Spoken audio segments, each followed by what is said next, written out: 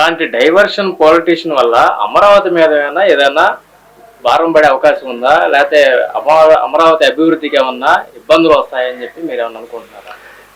ఏమున్నదండి, ఇప్పుడు మనం చూసాం ఆ పేక్గాళ్ళు ఏం చేశారు, వర్షం పడితే మునిగిపోయింది అమరావతి అని అన్నారు. హైదరాబాద్ చూడరా, మీ లోటస్ పాండ్ చూడరా, ఎదవల్లారా మీరు, ఎదవ పేకు బతుకులు ఇంకా మానుకోరా. హైదరాబాద్లో ఇలా పడవలేసుకుని తిరగాల్సి వస్తుంది, బాంబేలో పడవలేసుకుని తిరగాల్సి వస్తుంది, పక్కన బెంగళూరులో పడవలేసుకుని తిరగాల్సి వస్తుంది. మన పక్క ఉమ్మడిగా ఉన్నప్పుడు మద్రాసీలు అని చెప్పని మన అన్నటువంటి మద్రాసులో పడవలేసుకుని తిరగాల్సి వస్తుంది. వర్షం పడ్డప్పుడు సహజంగా ఎక్కడైనా ఉండేది. గుంటూరులో వర్షం పడితే మాకు నీళ్లు ఉంటున్నాయి, విజయవాడలో ఉంటున్నాయి, నెల్లూరులో ఉంటున్నాయి, మీ కడపలో ఉంటున్నాయి, కర్నూలులో ఉంటున్నాయి, నువ్వు ఏదైతే అనుకున్నావు విశాఖపట్నంలో ఉంటున్నాయి. పోరంబోకి ఎదవల్లారా, నీళ్ళు అనేది విపరీతమైన వర్షం పడ్డప్పుడు ఇప్పుడు 20 రోజుల్లో కురవాల్సిన వర్షం గంటలో పడింది అనుకో, ఆ వర్షం ఎంత పడిద్ది, ఎంత వచ్చిందని మీ అంత దుర్మార్గంగా మీరు ఆలోచించి మీరు సోషల్ మీడియాలో రాజధాని మునిగిపోయింది, రాజధాని మునిగిపోయేది పోరంబోకులారా. ఆ రాజధానిలో అంతా భూమి. ఎవరైనా పొలంలో వర్షం పడ్డప్పుడు, వర్షం విపరీతంగా పడ్డప్పుడు కంపల్సరీ గీలకల్లోతు నీళ్లు ఉంటాయి, లేదా కొంత గుంటగా ఉన్నప్పుడు మొగల్లోతు నీళ్లు ఉంటాయి. అవన్నీ ఆలోచించుకొని మీరు ఇలాంటి పేగు బతుకులు ఇంకా మానుకోండి. ఆ నీళ్ళు ఎంత గంటలో వెళ్ళిపోయినాయి, ఎక్కడా లేవు, శుభ్రంగా ఉంది. ఇంకొకటి తెలుసా మీకు, ఇలా గుంటూరు పట్టణంలో కానీ విజయవాడ పట్టణంలో కానీ విపరీతం వాటర్ ఉంది ఏంది, అయినా కూడా రాజధానిలో వాటర్ లేదు. కారణం ఏంటి? ఎదవలారా, ఈ ఎదవ బతుకులు మీరు ఆపుకోండి. ఇంకా అది రాజధాని అనేది మనకి ఇంపార్టెంట్. రాజధాని లేకపోతే పెట్టుబడులు రావని చెప్పని అందరూ తెలిసిన విషయమే. 29 రాష్ట్రాలు రాజధానులు ఉంటే మన రాష్ట్రానికి రాజధాని లేదు. పోనీ నువ్వు 5 ఏళ్ళు నువ్వు పారంపోకూడవి, నువ్వు ఉన్నావు కదా ముఖ్యమంత్రిగా, మరి నువ్వేం ఏడ్చావు? 3 రాజధానులు, మరి 3 రాజధానులు కట్టపోయావా? కట్టి ఆడపోయావా? ఏం ఏడ్చావు? నీ ఏరియాలో నిన్ను నమ్మి నీకు ఓట్లు వేసిన ఏదైతే కడప, కర్నూలు ఎక్కడన్నా కానీ ఒక్క ఇరిగేషన్ ప్రాజెక్టు పూర్తి చేసావా? కనీసం ఒక 1000 రూపాయలు ఖర్చు పెట్టావా? చిగ్గు లేదు. ఒక 20 లారీలు నీళ్లు తీసుకెళ్ళి సినిమా తెట్టేసి దాన్ని వాటర్ లేని కుప్పానికి అని చెప్పని పలబాలు పలికినటువంటి నువ్వు సోకులు రాయుడివి. నీకు సిగ్గు లేదు, నీ వెనకుండే బ్యాచ్కి సిగ్గు లేదు ఏంది? మరి ఆ రోజు ఏమైంది? మన సినిమా సెట్టింగ్ మొత్తం ఎత్తేసావుగా. ఇవాళ 15 నెలల్లో నీళ్ళు ఇచ్చిన దార్శికుడు ఎవరు? చంద్రబాబు నాయుడు గారు, కూటమి ప్రభుత్వం, పవన్ కళ్యాణ్ గారు, కూటమి ప్రభుత్వం, లోకేష్ గారు, కూటమి ప్రభుత్వం, ప్రధానమంత్రి గారు, కూటమి ప్రభుత్వం. ఇది గుర్తుపెట్టుకో జగన్మోహన్ రెడ్డి, నీకు దమ్ము ధైర్యం లేదు ఏంది? నువ్వు ప్రతిపక్షంలో ఉంటావు, సెంట్రల్ గవర్నమెంట్కి ఏమో సంగలు కూర్చుతావు, ఏడకు వచ్చేదానికేమో రాష్ట్ర ప్రజల మీద ఎడుతావు. ఎందుకు?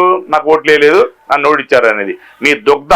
అంతే, ప్రజలు ఓట్లు వేయలేదు, మమ్మల్ని ఓడిచ్చారు కాబట్టి ప్రజలు బాగుపడటానికి వీల్లేదు, వీళ్ళు సంకనాకి అడుక్కోవాలా అనే టైపులో నీ వ్యవహారం ఉంది.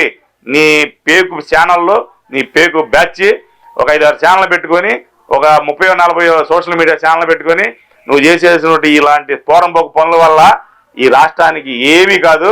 ఒక దార్శనికుడైన ముఖ్యమంత్రి చంద్రబాబు నాయుడు గారు ఉన్నారు కాబట్టి నువ్వు వద్దన్నా కూడా ఈ రాష్ట్రానికి ఎక్కడి నుంచి నిన్న మొన్న కూడా వచ్చినాయి 50,000-60,000 కోట్ల రూపాయలు ప్రాజెక్టులు ఏంది, కొన్ని లక్షల మందికి ఉద్యోగాలు వస్తాయి. 5 సంవత్సరాల్లో ఇచ్చిన మాట ప్రకారం 20 లక్షల ఉద్యోగాలు ఇచ్చి ఏదైతే తల్లికి దీవెని ఇచ్చారు, స్త్రీశక్తి పథకం చూసావా? నువ్వేమన్నావురా? ఏమైనా అయిద్దన్నావా?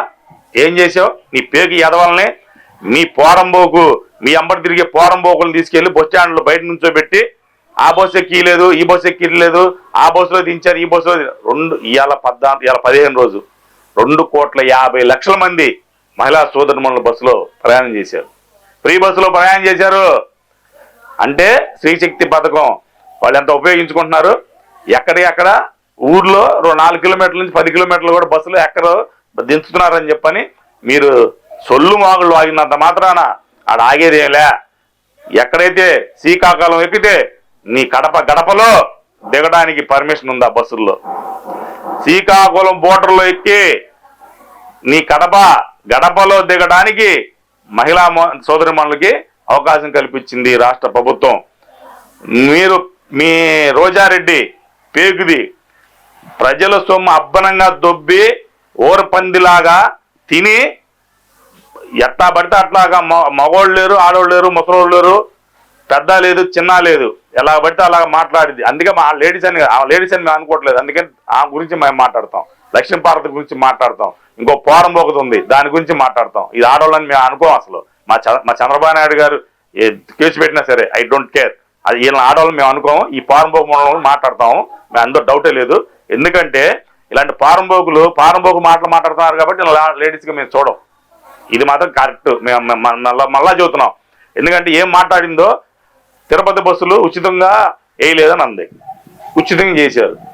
తిరుపతి బస్సులు ఉచితంగా చేశారు. ఆలోచించి చేస్తుంటారు. ఎట్లా చేస్తారంటే ఉచితం అంటే తిరుపతి ఘాట్ సెక్షన్ బస్సు నిండా జనం ఎక్కారనుకో, ఏదైనా జరిగిందనుకో ఇబ్బంది పడతారని చెప్పని కొద్దిగా ఆలోచించారు. అది ఇప్పుడు అదే బస్సు సీటింగ్ అయితే బస్సు సీటింగ్ అవ్వగానే సీటింగ్ ఎంత మట్టికి అవుతా అంత మట్టికి తీసుకెళ్తుంది బస్సు. తిరుపతి ఎప్పుడైనా చూసావా బస్సులో నుంచొని వెళ్తాం? తిరుపతి బస్సుల్లో లేదు. ప్రజలు ఇప్పుడు ఫ్రీ అనేతలకి ఎగబడి ఎక్కేసి మేము నుంచుంటాము మా ఇష్టం అని చెప్పానని తగాదు పెట్టుకుంటే వాళ్ళు అంతమందిని ఇప్పుడు బస్సుకి 40 మంది ఎక్కాలి, 50 మంది ఎక్కాల్సింది 80 మందిని ఎక్కిస్తే ఆ బస్సు జరగడానికి జరిగితే ఎంత ఇబ్బందికరం అని చెప్పని తిరుపతి ఘాటు ఇవ్వలేదు. ఘాట్ సెక్షన్లో కొద్దిగా ఆలోచించారు. తర్వాత మళ్ళీ దాన్ని ఒకే చేశారు నిదానంగా. ఎందుకంటే మీరు కంపల్సరీ కిందనే దాన్ని ఫుల్ఫిల్ చేయండి, వాళ్ళ తర్వాత గేట్ వేయండి, మీరు ముందే చెప్పేయండి ఎంతమంది కానీ ఎక్కడానికి వీల్లేదని చెప్పని వాళ్ళకి చెప్పినాక ఆ బస్సులు ఫ్రీ చేశారు. మీరు ఇష్టం వచ్చినట్టు మీరు మాట్లాడేయాలి ఏం లేక ఈ సోషల్ మీడియా మీదగా ఏదో సొల్లు వాగులు అవుతా ఉన్నారు. అదేమంటే మీరు ఇచ్చుకున్నారు కదా, మీ జిల్లాలోనే కడపలోనే 3500 మందిని తీసేశారు కదా, గుంటోళ్ళు గుడ్డోళ్ళు అని చెప్పని మీరు మీ ఎవరైతే మీ కార్యకర్తలకి మీరు ఇచ్చుకున్నారు కదా, వాళ్ళందరిని కూడా మొత్తాన్ని తీసేశారు కదా.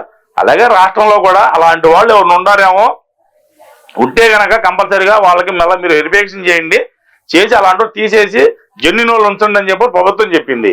కానీ ఇంకా కొంతమంది అధికారులు ఉన్నారు, వైఎస్ఆర్ పార్టీకి అమ్ముడు పోయిన అధికారులు ఇంకా 60% కింద లెవెల్లో ఉన్నారు. ఇంకా ఇది ప్రభుత్వం తెలుసుకోవట్లేదు. వీళ్ళు ఏం చేస్తున్నారంటే ప్రభుత్వానికి చెడ్డ పేరు తేడానికి జగన్మోహన్ రెడ్డి కుమ్ముక్కయ్యి వీళ్ళు చేసే వ్యవహారాలు ఇలా ఉన్నాయి. ఎందుకంటే పెద్ద అని చెప్పింది ఏంటి, డాక్టర్స్ని ఏమని చెప్పాడంటే మీరు గనక మంచంలో ఎవరన్నా ఉంటే గనక మీరు ఆడికెళ్ళి వెరిఫికేషన్ చేసి 6,000కి అర్హురాలా 15,000కి అర్హురాలా అని మీరు అక్కడే సర్టిఫికేట్ ఇష్యూ చేయండి అని చెప్పాడు. కానీ ఈ పోరంబోకులు ఏం చేస్తున్నారంటే నోటీసులు పంపించేసి మీరు టెక్చర్లో అయినా సరే మా దగ్గర తీసుకురండి, గవర్నమెంట్ హాస్పిటల్కో లేకపోతే మేము ఎక్కడ ఉంటాం ఏసీ రూమ్లో కూర్చొని ఊరేగుతుంటాము, మీరు అడిగి తీసుకురండి అని. అక్కడికి పోతే డాక్టర్స్ దగ్గర పాపం టెక్చర్లో తీసుకొచ్చిన వాళ్ళు బయట గంటలు ఆడ పనుకోబెడుతున్నారు కావాలని. ఎందుకు? వాళ్ళు వచ్చి ఫోటోలు తీసుకోవాలి, వీడియోలు తీసుకోవాలా, ఆ వీడియోలు తీసుకొని సాక్షి తీసుకున్నాక అప్పుడు లోపల పంపిస్తున్నారు వాళ్ళు.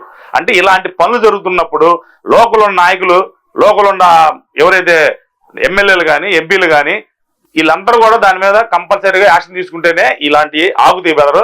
లేకపోతే మాత్రం ప్రభుత్వానికి చెడ్డ పేరు తేడానికి వీళ్ళు రెడీగా ఉండారు కింద అని చెప్పని ఈ సందర్భంగా కూటమి నాయకులు తెలుసుకోవాలని చెప్పని కోరుకుంటా ఉన్నాను. అందరికీ నమస్కారం.